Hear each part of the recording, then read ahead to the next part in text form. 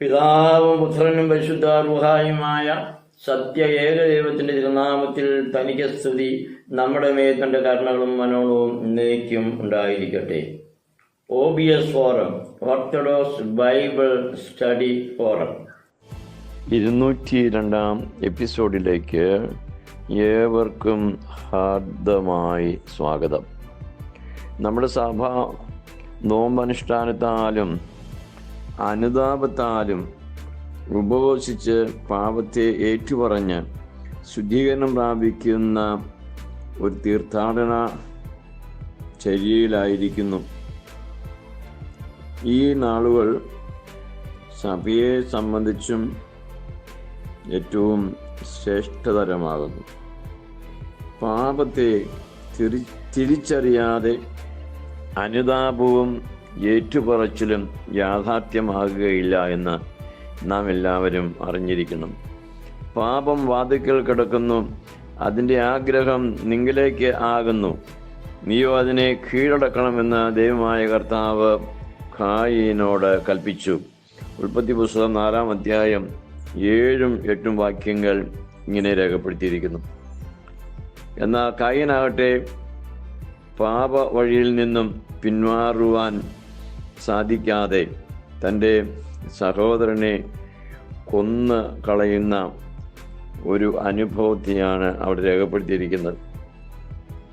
കർത്താവിൽ സ്നേഹിക്കപ്പെട്ടവരെ, വലിയ നോമ്പിൽ പാപത്തെ ഏറ്റുപറഞ്ഞ്, അതായത് കുമ്പസാരം നടത്തി സഭാജീവിതത്തിൻ്റെ ഒരു ഭാഗമായി കൊണ്ട് 50 നാളുകൾ നാം പിന്നിടുമ്പോൾ പാപത്തെക്കുറിച്ചുള്ള നമ്മുടെ ബോധ്യം എത്രമാത്രം ശരിയാണ് എന്ന് അറിയുവാൻ എപ്പിസോഡ് സഹായിക്കുമെന്നാണ് പ്രത്യാശിക്കുന്നത്. അനേകരും പാപത്തെ തിരിച്ചറിയാതെയാണ് കുമ്പസാരിക്കുന്നത് എന്ന് 52 വർഷമായി കുമ്പസാര പിതാവായി സഭയിലെ ശുശ്രൂഷ അനുഷ്ഠിക്കുന്ന എനിക്ക് വ്യക്തിപരമായിട്ട് സാക്ഷ്യപ്പെടുത്തുവാനായിട്ട് സാധിക്കും. ആകയാൽ ഈ നാളുകളിൽ പാപത്തെയും പാപ വഴികളെയും തിരിച്ചറിയുവാൻ നമുക്ക് സാധ്യമാകട്ടെ. പാപം 2 വിധമാണ്. ഒന്ന് ലംഘനമാകുന്ന പാപം, 2 കടങ്ങളാകുന്ന പാപം. ദൈവത്തിൻ്റെയും സഭയുടെയും കൽപ്പനകളെ ലംഘിക്കുന്നതാണ് ലംഘനമാകുന്ന പാപം എന്നതുകൊണ്ട് ഉദ്ദേശിക്കുന്നത്. ചെയ്യരുത് എന്ന് വിലക്കിയിരിക്കുന്ന കാര്യങ്ങൾ ചെയ്യുന്നതിനാൽ ഈ പാപം നമ്മിലേക്ക് വരുന്നു. അനേകരിലും ലംഘനങ്ങൾ കുറവായിരിക്കാം, എന്നാൽ സ്വയപരിശോധനയിൽ അവർ സ്വയം നീതീകരണം നടത്തുന്നത് മറ്റൊരു പാപമായിട്ടും നാം കാണേണ്ടതാണ്. ലംഘനമാകുന്ന പാപങ്ങൾ ഏറെയില്ലെങ്കിലും കടങ്ങളാകുന്ന പാപങ്ങൾ നമ്മുടെ ജീവിതത്തിൽ വളരെ ഏറെയുണ്ട് എന്നത് ഒരു തിരിച്ചറിവ് ഉണ്ടാകുവാൻ ആവശ്യമായ കാര്യമാണ്. കടങ്ങളെക്കുറിച്ച് ചിന്താഭാരമില്ലാത്തവരാണ് നമ്മിൽ അനേകരും. ചെയ്യുവാൻ ബാധ്യതയുള്ള കാര്യങ്ങൾ ചെയ്യാതെ ഇരിക്കുന്നതാണ് ഈ കടങ്ങളാകുന്ന പാപം. ന്യായവിധിയിൽ എടുത്ത ഭാഗത്തുള്ളവരോട് കൽപ്പിക്കുന്നു എന്ന് രേഖപ്പെടുത്തിയ വചനം ഇതാണ് വെളിപ്പെടുത്തുന്നത്.